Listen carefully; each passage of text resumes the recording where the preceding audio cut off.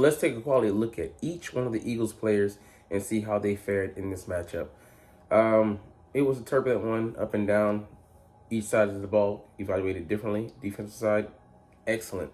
Offensive side, a lot to work on. So it'll be interesting when we dive into the film study. But there were people who shown individually and as a group. So let's highlight that, get into some of the numbers, and man, go Eagles, man. Because, this one had me up and down. But at the end of the day, we flew high. Let's get into it. What's up? It's your boy Cintron. Come back to another analysis video. And I kid you not, that's my real name. Game ball, 3 stars, and snap count analysis. I don't give a fuck about the first two. Let's get into the latter. Week 11, Eagles versus Commanders. So I agree with that assessment, but we'll get into why later. This man was just unstoppable. All right, quarterback Jalen Hurts, 71 snaps. He took all the snaps on offense. I'll be frank, he didn't have his best game. But I'm grading this one on a curve, as well as with, some of the other ancillary pieces, because this was on a short week. So they did, on the plane, they were trying to break down some film of the Washington Commanders, and we only had 2 walkthrough practices, I believe. So this one, if he struggles next game, he could, give him some leeway if it starts early and it lingers on, but a slight bit. But we weren't seeing the height of either one of these teams. Like, these Thursday night games, Friday for me, because I live in Japan, are a cash grab. The NFL doesn't really care about the product being its best. They just care, that you're watching it, and that they're getting the most that they can on a limited night, and you're sacrificing quality for mega bucks. But, it is what it is. So with Jalen, yeah, he had some overthrows. Yeah, he missed some people. The offense struggled. They didn't have a rhythm, for the most part of the game. I don't know if you can even say they found it at the end. So, like I said, I'm going to attribute that to it being, a game on a short week. Guys still dealing with injuries from the previous game, and younger guys being able to bounce back physically better than, the older vets. So, it is what it is. But if I had to give him a grade, I'd give him like a B-, but he still led us to victory in the end. So, and yeah, I get that, we had some explosive runs, but we wore on them the whole game. And the game plan really was to go with, just by 1,000 paper cuts. So, there are some explosives that happened, but those were more just like of us tiring the defense out. I'll take it though, especially when we look domineering at the end. All right, running backs. Saquon Barkley played most of the snaps. He looked awesome. I mean, that play where he caught the ball for that 43-yard gain. Once he made the first man miss, it was man coverage, so everybody was playing their man seriously. And he just shot off the middle, and, there wasn't a defender in sight coming to the rescue until he got into the red zone. So, yeah, man, just an amazing play. But we see, week in and week out, we're expecting him to do the amazing because he's just such a consistent guy. And, running behind the offensive line that he has, and the protection, the amount of skill players surrounding him, he just allowed to be unlocked. So defenses can no longer just key in on him like they did with this time. The Giants 3.7 or 3.8, per carry last year, because he was carrying the team, and he was a target of their attention. But now he's freed. Kenneth Gainwell had some great runs, but I want to credit Kellen Moore for really not treating him like Saquon Barkley is in the game. I get it. He's a decent back, good back. But, helping him out, trap plays on the plays that they called with him in there. Excellent idea. Yeah, 14, 13, and 7 yards. He was just looking explosive. I think he had 4 touches for like 41 yards. I mean, just, doing what they should be doing, helping him out, when he's in there. With Saquon, you can run any scheme or, zone blocking or, just, anything that you want, counters, trays. He's going to make it happen because he's just explosive. He's built different. But with the other runners, I want us to, to really focus on the scheme behind it, because it's not that they need to be schemed for all the time, but it does help to know your personnel and don't treat them like this guy here. And Reed Blankenship, he was just sitting there for the kneel down. I think the one kneel down we had with Jalen, it was necessary. So it's still interesting, him still being a safety, net for that play. And I love this caveat by here, Cam Jurgens. when they quick set it and got into those plays quickly so that Bobby Wagner, there he is, couldn't get into position. It's a smart play because he's a 13-year vet. He's obviously seen everything under the sun. And, the only way you're going to get out on him is get out there early and make sure he's not able to, to get it right organized, one, and then get in position himself to make the play. And give him different looks because if you get him the same, the guy, he's too good on the IQ side. All right, wide receiver. Why is my computer doing this? AJ Brown, 69 snaps. Devonta Smith, 63. Jahan Dotson, 29. Johnny Wilson, 13. And Nias Smith, 6. I'm going to start with the Nias. It continues to be, snaps that don't really, they're more embedding, of image. Sorry. Mental image, because Nias, he's not going to get, he'll get that snap, like, a handful of times throughout the year where, the ghost motions and stuff like that.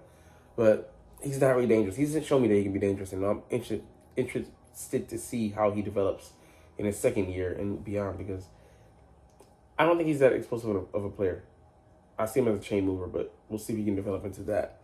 Johnny Wilson, the more explosive of, these two guys, despite him, being the bigger guy. Some good, run blocking. I see that, but I really want to see next year if he can develop into a red zone weapon or a guy that we consistently count on third down, because he has the frame to be a freaking monster, a distraction for the defense, and a valid one at that. John Dotson got some, some snaps. He got some more looks than he usually does, and Jalen started to trust him more and more each and every week. So I'm excited to see how he's going to develop in this offense, because he's going to be here for at least, I think, it could be 2 years. I don't think we're going to exercise his fifth-year option, but at least until next year. So interesting pickup, and he's turned it on more so, in previous weeks, in recent weeks than he had, early part of the year, but he's just adjusting, Devonta Smith, and then he got the number of looks he should have gotten. I think he had like 3 catches for 29 yards or something like that, or 4 catches for 29. And, we need to jumpstart him more in games, focus on him more. But the other guy above AJ Brown, he got some looks, but even he wasn't himself, because I just chalk it up to being a short week, because they should have eaten those corners alive, especially with Sanders still. Even, him being a rookie, he's such a, he has such good positioning and understanding of leverage and his positioning and awareness of where he is in coverage. They tried to attack him on 2 stutter goes in the red zone, Smith and AJ Brown, and he just wasn't going for it. So it is what it is. But, I want to see how they really take advantage of that, and especially when they're going to have Marshawn Lattimore more available, God forbidding any injury in the next matchup in week 14, I think. All right. I just got to scroll down. All right, tight ends, Dallas Goedert, 5 targets, 5 catches, and he had like a 30-yard jump. And, he fumbled. I'm like, bro, stop it. Right as he hurdles the one guy, someone comes in from behind, I think Butler, and punches the ball out. And Grant Calcaterra comes off screen and just screaming, does the calculations, the calculator in his head, and jumps on the ball. I'm like, there were like 3 commanders, commies nearby. He's the one, green shirt, the Eagle, to get the ball. I'm like, bro, just good save. Having his brother's back, literally and figuratively, is crazy. Crazy work. But CJ Uzomah, I saw him out there. Interesting, he got elevated. I'm sad to see Jack Stoll go, because I believe in him. But, we'll see. He's not coming back, at least this season. But, we'll see how CJ does. I don't know if he has any more elevations left. I think he might have one more. But Grant, man, putting in some good work out there. Even just for that one play, just being aware. But everybody was limited in the passing game. But Dallas made the most of his opportunities, and he's underrated as a two-way go, a blocker and a receiver. Offensive line did some nice work out there. It was tough sledding, at sometimes, and I got to see why we're being stonewalled in the middle, because runs up the middle weren't going today, but runs on the outside, once you got to the tackles, Lane Johnson and running behind Jordan Mailata, and to some extent Landon Dickerson, and then getting guys out there like Cam Jurgens, they were doing work. So the touchdown came off of a Becton block on the first TD, and then Cam Jurgens double pancake on Barkley's second TD. That's just crazy. Like, I know he smashed the hell out of Butler. Pause. But those guys were doing work. Tyler Steen had to come in there for a little bit. I mean, we were missing one offensive lineman. It doesn't really look any different. You plug almost anybody in there. We have such a good gaggle of guys, starters and backups. Tyler Stevens played some quality snaps this year. Fred Johnson as well. So crazy. Now to the defensive side, man. Josh Sweat, he was active. He was bringing some pressure. He got his sixth sack of the season out there. Nolan Smith, he's up 3.5 now. I mean, he just was making the most of his opportunities. That nice sack he had on Jaden Daniels, bringing him down. So athletic, man. Brendan Graham, he, was playing the run very well, and he's such a strong presence in the pass game as well. Just one of our better overall defenders, despite him being advanced in age. It's crazy. Bryce Huff, playing his role, but until he gets that access to that, that hand again, that wrist injury, we'll see what develops. But he still has some of the best off the ball speed when rushing from a 4-point stance.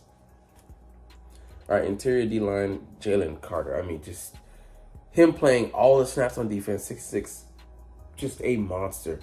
And I don't remember the last time we had a D-tackle to play 100% of the snaps. And he looked just as fresh from the first snap to the last. And I agree, him doing that snow angel, in between plays, just to let you know that he's got the juice. And I love that Vic Fangio has found a role for all his guys because they all play different, percentage of snaps. And they're just out there doing work, man. They're out there doing work. And, he wrecked that game absolutely for the Commanders on the inside. Tossing guys aside, reading, swimming around them, clubbing them. I mean, he went in, up, over, and around those guys all game, destroying plays in the backfield, making quarterback Danny Dennis have to step up on certain plays, chasing him, causing hurries and stuff like that. It's every phase. The only thing he didn't do was bat down the ball, and that's because he was getting there and destroying guys all game. So Jordan Davis, I mean, his role, he's eating some double teams so Jalen Carter can have some single one-on-ones. I mean, he only played 26 snaps. I don't think I think he's greatly used in that role, low number of snaps, but I think on all the snaps he was in there that were run plays, like they got like 37 yards, something like that, which is crazy work. He does work, man. And I'm fine with him never having a huge pass rush role and just being a run stuffer. He's for what he does, he fits perfectly, with his frame. He has the athleticism to be more, but, until he figures that out, the hand usage and there's still, lots to unlock. He hasn't reached his full potential, but he's still a pretty damn good player right now. Those Georgia boys are, showing up. More Ojomo, he looked good in there with, certain snaps, but just the penalty, I'm like, bro, what the fuck are you doing? I don't want to, come down hard on you, but we can't have that. I think it was just because he hit above the neck area, but he has some huge ass hands. Like, golly. Thomas Booker, didn't see him in there too much, but he looked good when he was in there. All right, Zach Bond, N'Kobe Dean. Zach played all the snaps. N'Kobe played 3 less. I think it might have been where they brought in a extra defender, a nickel guy or something like that. Zach had a good game. He was all over the place, but pass coverage versus the running backs, he took some bad angles. So, him and Kobe had to be better with that. And, they were just exploiting that. But I would rather have the game where we make them go to those options and make those guys have to beat us rather than receivers who are more dangerous going off on us. And, Jaden Daniels didn't have a completion to a receiver, for a long stretch. And then probably less than 5, outside of tight ends and running backs. So I'll take that. Cornerback and safety, Quinion Darius Slay. Okay, Darius played all the snaps. Reed Blankenship played all the snaps, and Chauncey Gardner did as well. Cooper DeJean, 64, which is crazy. 4 snaps for Vontae Maddox, and then 1 for Sidney Brown.